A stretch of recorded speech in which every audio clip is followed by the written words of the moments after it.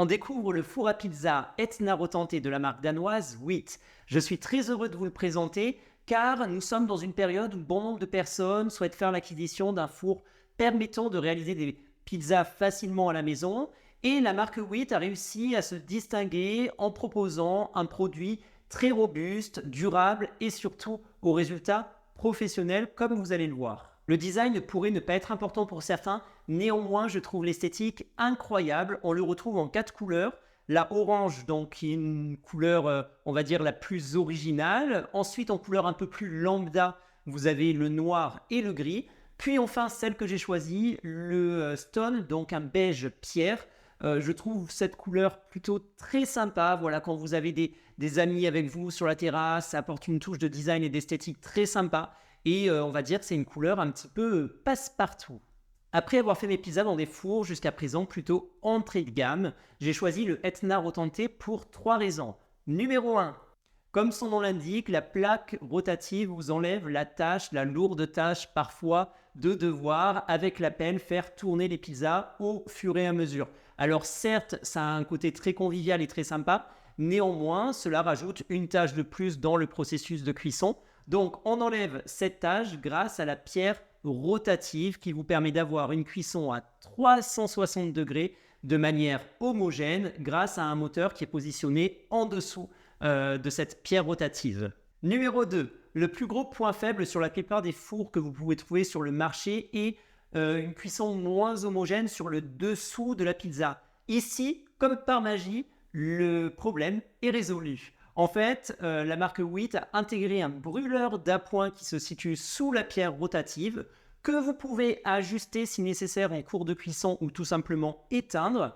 Et ça permet d'avoir une chaleur beaucoup mieux répartie et surtout d'avoir moins de perdition. En effet, quand vous allez faire cuire plusieurs pizzas l'une après l'autre, si vous n'avez pas ce petit brûleur, la température à chaque fois va très rapidement redescendre de par l'humidité qui s'en dégage. Ici, le brûleur va éviter cette réaction et vous permettre d'avoir une cuisson vraiment plus homogène sur la durée. On retrouve également les atouts les plus habituels, à savoir une cuisson rapide en 1 minute 30 par pizza, une montée en température également rapide, à savoir 15-20 minutes à peu près, jusqu'à environ 500 degrés Celsius. Et enfin, un branchement facile au gaz, que ce soit du butane ou du propane, là où certains fours que vous pouvez trouver, certains fours à pizza, vous autorisent à uniquement utiliser du propane. D'ailleurs, le propane, je rappelle que c'est un gaz qui doit être stocké obligatoirement en extérieur et que l'usage en intérieur est interdit. Voilà, petit rappel important à faire.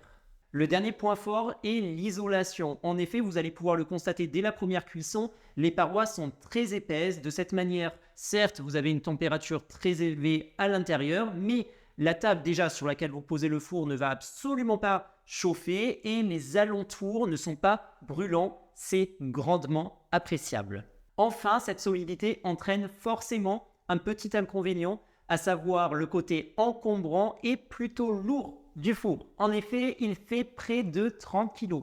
Donc je vous laisse imaginer que si vous êtes seul, c'est plutôt compliqué de le déplacer. Je vous conseille par conséquent de faire comme je l'ai fait, à savoir d'investir dans une table à roulettes, alors qu'elles soient en inox ou haute.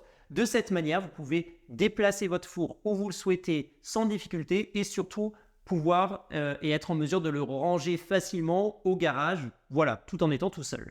Avant de voir le four en utilisation, je prends 1 minute pour partager avec vous mon processus de fabrication de la pâte à pizza napolitaine. Pour 4 pizzas, je pars sur 830 g de farine rouge coco du moulin Caputo. Je rajoute 520 g d'eau froide, donc à une température d'environ 24 degrés Celsius, 0,6 g de levure sèche instantanée de la marque Francine. Alors, il n'y a pas d'erreur, je répète, 0,6 g de levure sèche et 20 g de sel fin. Pour la levure, je précise en prévention des questions, nous sommes sur une très faible quantité de par le processus utilisé. C'est une pâte à fermentation lente, donc très peu de levure est nécessaire pour la réalisation de la pâte. On verse l'eau avec la levure dans le bol du robot, puis je mélange à l'aide de la feuille pour diluer la levure. Je verse la moitié de la farine à l'œil, puis je mélange à vitesse 4 pendant 3 minutes avant de verser le sel, puis de mélanger à nouveau pendant 3 minutes à la même vitesse. Je retire la feuille pour mettre en place le crochet pétrin. Je verse la farine restante, puis je pétris à vitesse 4 pendant 5 minutes. Je transfère la pâte sur un plan de travail fariné. Je fais entrer un peu d'air du bout des doigts, puis j'effectue 2 à 3 rabats. Une fois la pâte en boule, je la couvre d'un torchon humide et je la laisse reposer pendant 20 minutes. À nouveau un petit pétrissage et 2 à 3 rabats. Je dispose la pâte 7 fois dans un saladier huilé avec de l'huile d'olive. Je ferme mon saladier, puis je le place au réfrigérateur pendant 18 à 24 heures. Je forme ensuite mes pâtons individuels d'environ 325 g pièce pour des grandes pizzas. Je les place individuellement dans des boîtes huilées fermées hermétiquement et je les laisse reposer 1 à 2 heures à température ambiante. Puis elles partent à nouveau en fermentation au réfrigérateur pour 15 à 24 heures supplémentaires. Je sors enfin les boîtes 2 heures à l'avance minimum du réfrigérateur pour les avoir à température ambiante, terminer la pousse et être en mesure de réaliser les pizzas. Il est temps de préchauffer le four à pizza 8 Etna Rotante pendant une vingtaine de minutes avec la plaque rotative en route de manière à ce qu'elle puisse chauffer sur toute sa surface. N'oubliez d'ailleurs pas comme moi d'insérer la pile dans le piezo électrique à la réception du four, sinon vous aurez du mal à effectuer le premier allumage. Le four est chaud, on prépare une petite pizza. J'étale à la main, bien sûr, la pâte dans de la semoule de blé dur fine.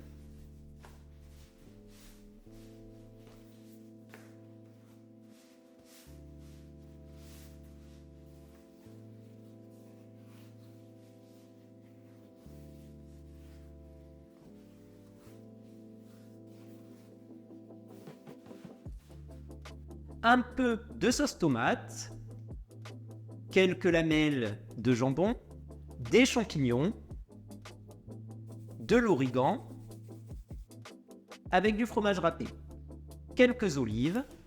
Notre pizza royale est prête, direction le four. Je baisse le brûleur en U et le brûleur d'appoint au minimum pour éviter de brûler la pizza. J'éteins la plaque rotative et hop, on la fait glisser. Je redémarre la plaque rotative et il ne nous reste plus qu'à admirer la cuisson.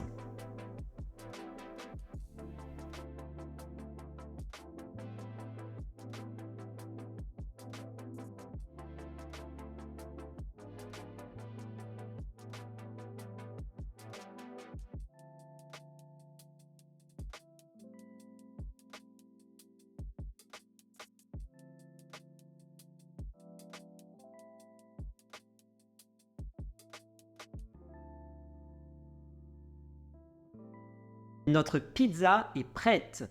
Vous pouvez constater que la cuisson est superbe. Regardons le dessous.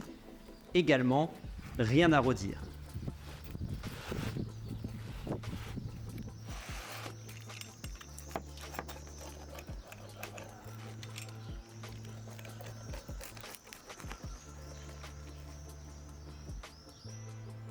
Je suis vraiment convaincu de mon nouveau four à pizza 8 Etna Rotante et j'espère vous avoir donné envie de peut-être l'acquérir. Dans tous les cas, si vous avez des questions, n'hésitez pas à m'interroger en commentaire.